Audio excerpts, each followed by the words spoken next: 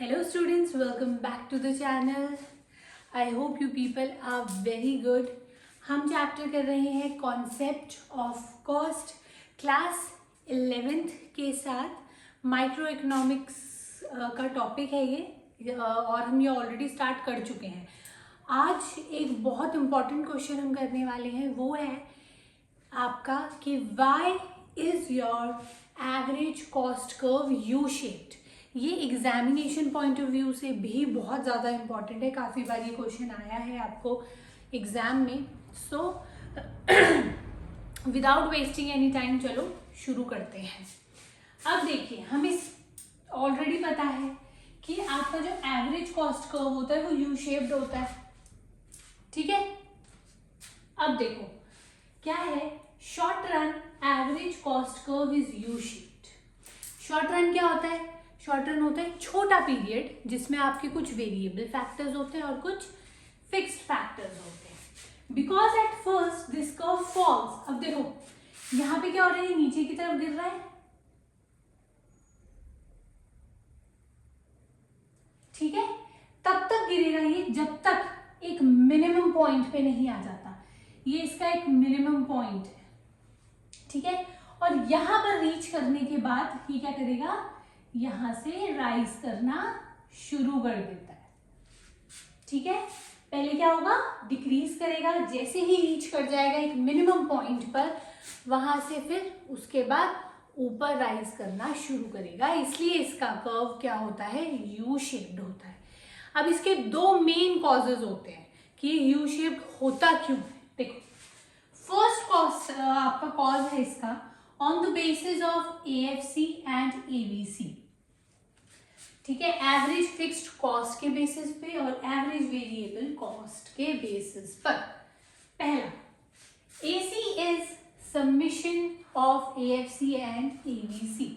अब देखिए यहां पर समिशन का मतलब है रिजल्ट, या मैं बोल सकती हूं कॉन्क्लूजन. ठीक है, इसका क्या मतलब है कि इन दोनों का जो रिजल्ट है ABC और AFC का, जो भी रिजल्ट आएगा वो आपका बराबर होगा एवरेज कॉस्ट के. ठीक है, इसकी वजह से क्या होता है, आपका average cost curve U shaped होता है. ठीक है, कैसे, देखो मैंने पॉइंट्स में लिखा है आपको हर चीज, ताकि लर्न करने में और समझने में इजी हो. First, with every increase in output AFC continues to fall. अब देखो ऐसा क्यों है कि आउटपुट के बढ़ने से आपका एवरेज फिक्स्ड कॉस्ट कम होता जा रहा है. अब देखो हमें ये चीज बहुत अच्छे से पता है कि एवरेज कैसे निकलती है, टोटल कॉस्ट अपॉन क्वांटिटी, ऐसे एवरेज निकलती है. ठीक है, और आपका कहाँ गया, ठीक है, यहां पर आपका टोटल कॉस्ट जो है वो क्या होती है, फिक्स्ड होती है. ठीक है, या मैं बोलती हूँ टोटल कॉस्ट नहीं, फिक्स्ड कॉस्ट आपकी क्या होती है, फिक्स्ड होती है. मतलब आउटपुट आप जितना ही करो, कुछ फिक्स फैक्टर्स होते हैं जो आपको देने ही पड़ते हैं.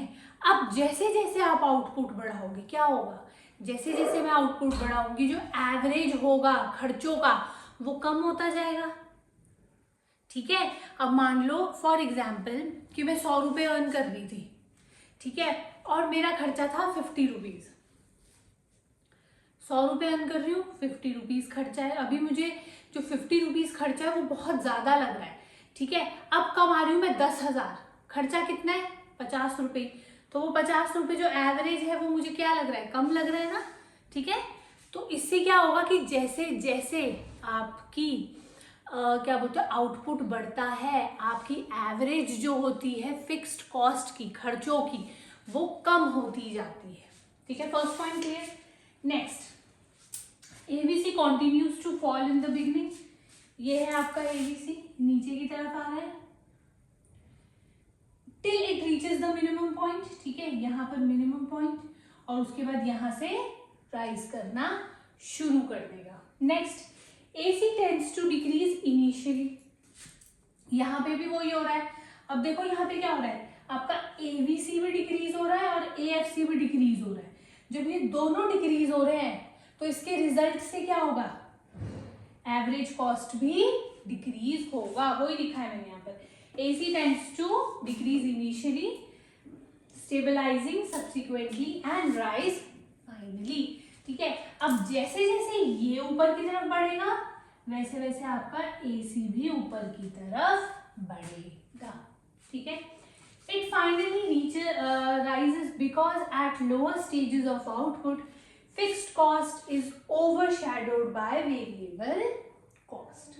अब देखो यहाँ पे क्या हो रहा है, इसका क्या मतलब है overshadowed by variable cost का मतलब ये है आपका कि एवरेज फिक्स्ड कॉस्ट जो है आप देख रहे हो बहुत स्लो स्पीड से नीचे ऊपर की तरफ बढ़ रही है, बहुत slow, whereas your average variable cost बहुत तेजी से ऊपर बढ़ रही है।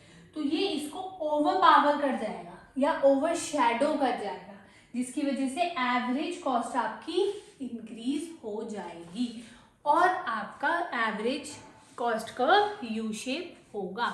ठीक है, अब इसका सेकंड पॉइंट पढ़ते हैं कि सेकेंडली ऐसा क्यों होता है। ये आपका जो सेकंड कॉज है जिसकी वजह से आपका average cost curve U shape है वो है लॉ ऑफ वेरिएबल प्रोपोर्शन। ठीक है, I have made a rough diagram. First stage है आपका इंक्रीजिंग, डिमिनिशिंग और लास्ट होता है आपका नेगेटिव। ठीक है, अब देखो फर्स्ट में क्या होता है, क्या होता है आपका लॉ ऑफ वेरिएबल प्रोपोर्शन, रफली बता देती हूँ फिर पॉइंट्स की तरफ मूव करेंगे। लॉ ऑफ वेरिएबल प्रोपोर्शन आपका ये कहता है, सबसे पहले वो रिलेशन बताता है आपका वेरिएबल फैक्टर और फिक्स्ड फैक्टर्स में। अब देखिए जो चीज फिक्स्ड है that can not be changed, what can be changed is your variable factors. जब हम वेरिएबल फैक्टर्स को एफिशिएंटली आपके फिक्स्ड फैक्टर्स के साथ कंबाइंड करते हैं तो आपका इंक्रीज होता है आउटपुट में और एफिशिएंसी इंक्रीज होती है। ठीक है, अब क्या हुआ, प्रोड्यूसर ने ज़्यादा आपके वेरिएबल फैक्टर्स यूज़ करे या एक्सेसिव यूज़ हो गया आपका, तो क्या होगा, आउटपुट इंक्रीज तो हुआ लेकिन इतना नहीं हुआ जितना होना चाहिए था।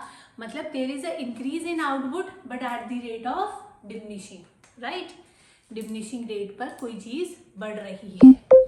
अब क्या हुआ, जैसे जैसे आपने और ज़्यादा वेरिएबल फैक्टर्स को यूज़ करना शुरू किया, रेशो क्या हो गई, खराब हो गई, जिसकी वजह से अब क्या हुआ, अब आपका आउटपुट या टोटल प्रोडक्ट गिरने लग गया।